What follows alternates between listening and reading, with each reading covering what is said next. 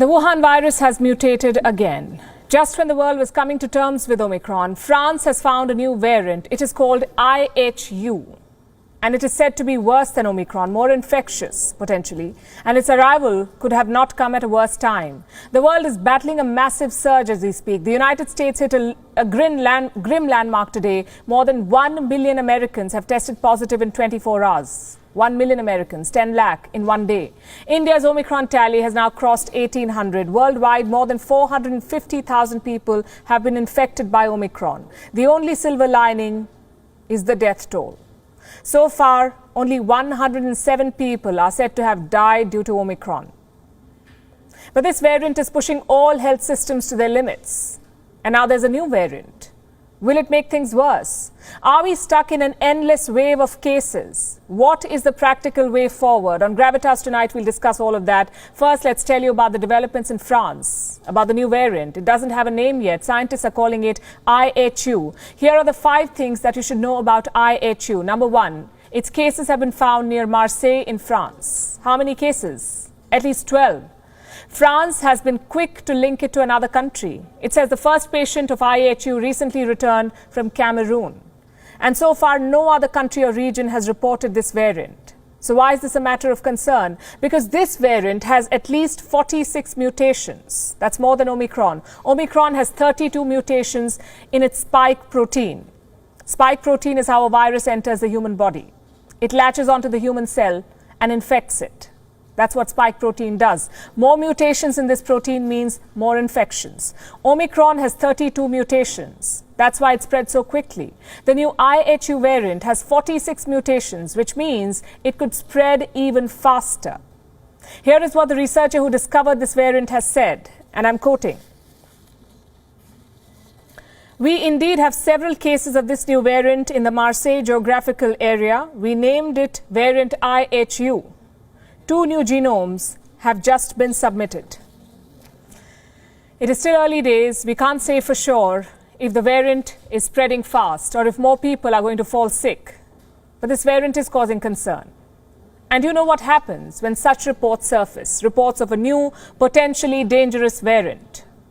What happens? Countries usually impose travel bans or restrictions at the very least. Checking becomes more stringent. Why go far? Just see how South Africa and its neighbors were treated when they alerted the world about Omicron just a few weeks back. The US and the EU were the first to restrict travel. But this time it is France, so nobody is talking about restrictions or quarantines for travelers from France yet. Chances are they won't in the days ahead too. And that's how pandemic hypocrisy works. In France, meanwhile, the government is easing curbs. No, as I just explained, it's for health reasons. This is not at all a relaxation. It's an adaptation to this new threat, taking into account what science has brought. So France says it is adapting to the changing reality. Last month, it blocked flights from southern Africa. It is adapting fast. The World Health Organization has put IHU on what they call a watch list. It has not been labeled as a quote-unquote variant under investigation yet. And let me say this. No country or community should be singled out or punished for reporting a new variant. Sharing information, alerting the world is the right thing to do. What we're questioning here is the duplicity of the Western world. New variant in the global south, ban flights. New variant in the global north, we must adapt. That is problematic. Developing countries being punished for doing what's right, while the developed world stumbles its way through this pandemic. Look at the United States. Today it has set a world record. More than 1 million new infections in one day. That's the official figure. The actual figure could be higher because cases are exploding and it's hard to keep track. One report says that the daily infection count is quote-unquote an underestimation. Why is that? Because many Americans are using home testing kits and their results are not reported to official portals. So it is difficult to truly assess the magnitude of the surge in the US. Then we come to Australia. The story gets worse. In New South Wales, COVID-positive nurses have been called in to work. Do you know why? Because there is a severe shortage of staff. At least 2,500 health workers are in isolation across New South Wales, so there aren't enough trained medical personnel to look after patients. What does the government do? call sick nurses to work. What kind of patients are they attending to? All kinds, even those without Wuhan virus infections. That's what reports say. Let me tell you what one of the nurses said, and I'm quoting.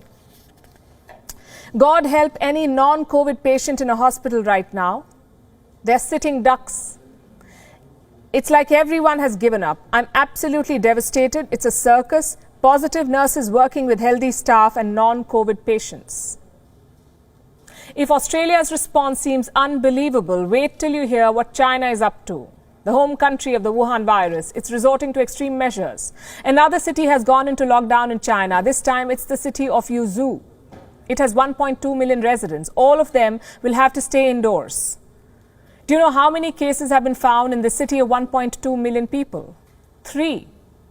You heard that right. There are just 3 cases of the Wuhan virus in Yuzhou. They're all asymptomatic, but China has locked down the entire city, the 3rd city to go under a sweeping lockdown. Last month, the same thing happened in Xi'an. It has 13 million people. A few cases and Beijing imposed a total lockdown. The result is this: angry citizens, massive food shortages, and long queues for basic supplies. Look at this.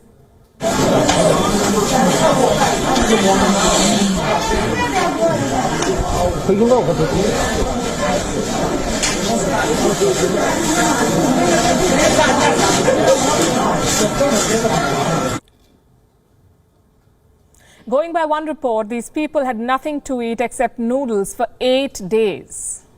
The situation is so bad that residents have resorted to barter. They're exchanging electronics for food. One resident swapped a Nintendo Switch for instant noodles and steamed buns. Another gave away a pack of cigarettes for cabbage. Some are even giving away sanitary pads for a small pile of vegetables. People are desperate. But if they make any effort to find food, they risk punishment. Here is one case. A man stepped out to get some buns. He was beaten up by community workers.